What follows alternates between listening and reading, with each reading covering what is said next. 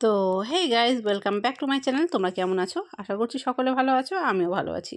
আজকের ভিডিওটা কিন্তু শুরু করে দিলাম একদম সকাল থেকে। দেখো সবে মাত্র সকাল হয়েছে আর বাসি ঘরের কাজকর্ম করছি, এখনও কাজকর্ম কমপ্লিট হয়নি। আর এখানে কিছু জামা কাপড় বেরিয়েছিল, সেই জামা কাপড়গুলো কেচে নিচ্ছি। আর আজকে সকালবেলা থেকেই কিন্তু দেখো খুব সুন্দর রোদ উঠেছে, মানে ঠান্ডা কিন্তু অনেকটা কমে গেছে, মানে রোদটা এখন বেশ ভালোই ওঠে। আর প্রায় দুপুরবেলার দিকে কিন্তু একটু গরম গরম মনে হয়। তো যাই হোক, এখানে কিন্তু আমি বসে পড়লাম জামা কাপড়গুলো কাচতে। আর জামা কাপড়গুলো আগে ঝটাপট কেচে নেবো, কেচে নিয়ে কিন্তু তারপরে যে অন্যান্য কাজগুলো আছে সেগুলোও করে নেবো। তারপরে কিন্তু স্নান ধ্যান বাকি আছে, সবই কিন্তু করে নেব। জামা কাপড় কাচা হয়ে গেছে, ধুয়ে নিয়েছি দেখো। আর যেহেতু কল থেকে জল বের করে ধুতে হবে, সেই জন্য কিন্তু একটু টাইম আমার লেগে যায়। তো জামা কাপড়গুলো কেচে সোজা চলে আসলাম কিন্তু এখানে মেলতে। এখানে কিন্তু সকাল থেকে সারাদিন প্রায় খুব সুন্দর একটা রোদ লাগে। আর জামা কাপড়গুলো কেচে দিলে কিন্তু জামা কাপড়গুলো খুব সুন্দরভাবে শুকিয়ে যায়। তো ঝটপট করে প্রথমে এখানে জামা কাপড়গুলো আগে আমি কেচে মেলে দিচ্ছি, তারপরে কিন্তু চলে যাব অন্যান্য কাজে। তো তোমরা কিন্তু পুরো ভিডিওটা অবশ্যই দেখতে থাকো। তারপরে চলে এলাম বাড়িতে দেখো। আর এখানে কিন্তু আমি কাপড়টা ছেড়ে ফেলেছি, তোমরা হয়তো দেখে বুঝতে পারছো। আগে যে নাইটিটা ছিল সেটা কিন্তু ছেড়ে অন্য নাইটি পরে নিয়েছি। আর এখানে এখন বসে গেলাম তুলসী বেদিটাকে ধুতে, মানে বাসি তুলসী বেদি প্রতিদিনই এইভাবে ধুয়ে দিতে হয়। বাসি তুলসী বেদিটা না ধুয়ে দিলে কিন্তু একদমই ভালো লাগে না। তো সেই জন্য কিন্তু এটা আসল কাজ। আর যেহেতু বাসি কাপড়ে একদমই তুলসী বেদি ছোবো না, সেই জন্য কিন্তু কাপড়টা ছেড়ে নিয়ে তারপরে তুলসী বেদিটা মানে ধুয়ে দিলাম। আর কালকে পুজো করার পরে যে ফুলগুলো ছিল আর কি তুলসী বেদির মধ্যে, সেই ফুলগুলো আগে ফেলে দিলাম। পাশে শিব ঠাকুর বসানো আছে, জানি না তোমরা বুঝতে পারছো কি না।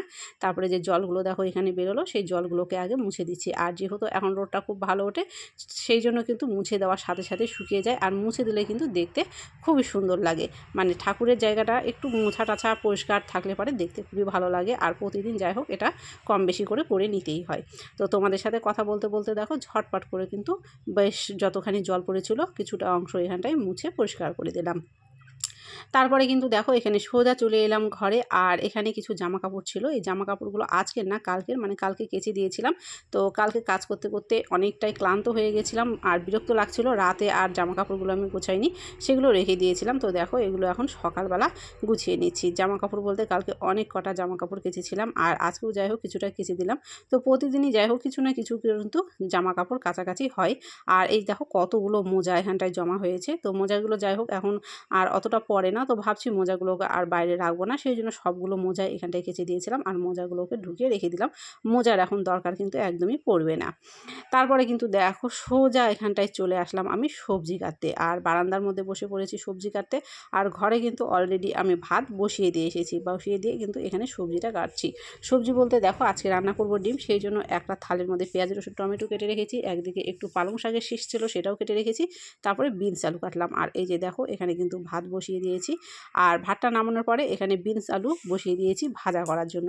আর পাশে দেখো ওখানে কিন্তু মশলা করে রেখেছি। এখানে ডিম আলু সেদ্ধ করে চোচাগুলো ছাড়িয়ে রেখেছি। তারপরে কিন্তু ঝটপট করে আমি রান্নাটাকে সেরে নিলাম। রান্না সেরে যাওয়া মানে হয়ে যাওয়া মাত্রই কিন্তু সকলকে খেতে দিয়ে আমি কিন্তু বসে পড়েছি খেতে। কেননা রান্না হয়ে যাওয়ার পরে কিন্তু আমি খাওয়াতে খুব একটা দেরি করি না, কেননা ঠান্ডা হয়ে গেলে খাওয়ার খেতে একদমই ভালো লাগে না। তো আমি সবসময় চেষ্টা করি সেই জন্য খাবারগুলো একটু গরম গরম খাবার। তারপরে দেখো এখানটায় চলে এলাম, জামা কাপড়গুলো কিন্তু শুকিয়ে গেছে, মানে অনেকটা বেলা হয়ে গেছে। আর রোদটা খুব ভালো উঠেছিল, এখন যাই হোক রোদ তেজটা একটু কমে গেছে। তো ভাবলাম ঝটপট করে আগে জামাগুলো উঠে নিয়েছি। আর যতগুলো জামা কাপড় কেচে দিয়েছিলাম সবগুলো জামা কাপড় কিন্তু এখানটায় শুকিয়ে গেছে, মানে আজকে রোদের তেজটা এতটাই পরিমাণ ছিল। তো ঝটপট করে দেখো এখানে ঘরে চলে এলাম। সকালবেলা তোমরা দেখতে পেলে কালকের যতগুলো জামা কাপড় ছিল সেগুলো গোছালাম, আজকে আবার কতগুলো জামা কাপড় সেটাও নিয়ে আসলাম। তারপরে বিছানাটা একটু অগোছালো হয়েছিল, ঝটপট করে এখানে বিছানাটাকে আগে গুছিয়ে নিলাম। মানে প্রতিদিন যে একার হাতে এত কাজ করতে হয় কি আর বলবো, মানে যখন কেউ না থাকে বাড়িতে একা একা সব কিছু করতে হয়, তখন কিন্তু কাজের চাপটা অনেকটাই বেড়ে যায়। যদিও ভালোই লাগে করতে, কাজ করতে খুব একটা বিরক্ত লাগে না, কেননা কাজ না করে বসে থাকলেই তখনই মনে হয় একটু বিরক্ত বিরক্ত লাগছে। আর এরকমভাবে কাজ করলে কিন্তু দিনটাও কেটে যায়, বেশ ভালো লাগে। হ্যাঁ, তবে মাঝে মধ্যে বেশি কাজ করে ফেলার জন্য একটু ক্লান্ত বোধ লাগে, কখনো কখনো হয়তো একটু বিরক্ত লেগে যায়। তো যাই হোক মোটামুটি কাজ করতে কিন্তু বেশ ভালো লাগে, খুব একটা খারাপ লাগে না। মানে সব দিকেই এইভাবে কিন্তু সামলে নিতে হয়। আর শুধু এটা একদিনের না, এটা আমার প্রতিদিনের কাজ। প্রতিদিন এইভাবে একটা হাতে, মানে আমার নিজের হাতে একাই এইভাবেই কিন্তু প্রতিদিন কাজগুলো আমি করে ফেলি। আর এইদিকে দেখো কতগুলো জামা এখানটায় কেচে দিয়েছি। মানে এখন মানে ওয়েদারটা যতটা চেঞ্জ হচ্ছে জামা কাপড় কাচার পরিমাণটাও বেড়ে যাচ্ছে। কেননা ঠান্ডার সময় অনেক রকমের জামা কাপড় বাইরে বের হয়, যেগুলো হয়তো গরম পড়লে পারে আর লাগে না। তো সেই জন্য কিন্তু অনেক রকমের জামা কাপড় বের হয়ে যায়, আর মানে ঠান্ডার সময় পরা হয় আর সেগুলোকে কাচতে হয়। আর ওইদিকে রান্নাবাড়ি খাওয়া দাওয়াটা তো আমি সেরে নিয়েছি, সেটা তোমাদেরকে আমি দেখিয়ে দিলাম। কিছু বাসন টাসন ছিল সেগুলোও মেজে নিয়েছি। তারপরে দেখো এখানে কয়েকটা বাসন আছে, তো ভাবলাম ঝটপট করে বাসনগুলোকেও ঘরে ঢুকিয়ে দিয়ে বারান্দাটা পরিষ্কার করে দিই। তারপরে কিন্তু ঘর আর বারান্দাটা ঝাড় দিয়ে নিলেই কিন্তু দেখো মোটামুটি কাজগুলো হয়ে যাবে। তো যাই হোক, ভিডিওটা আজকে কিন্তু এখানেই শেষ করছি। দেখা হচ্ছে তোমাদের সাথে পরে।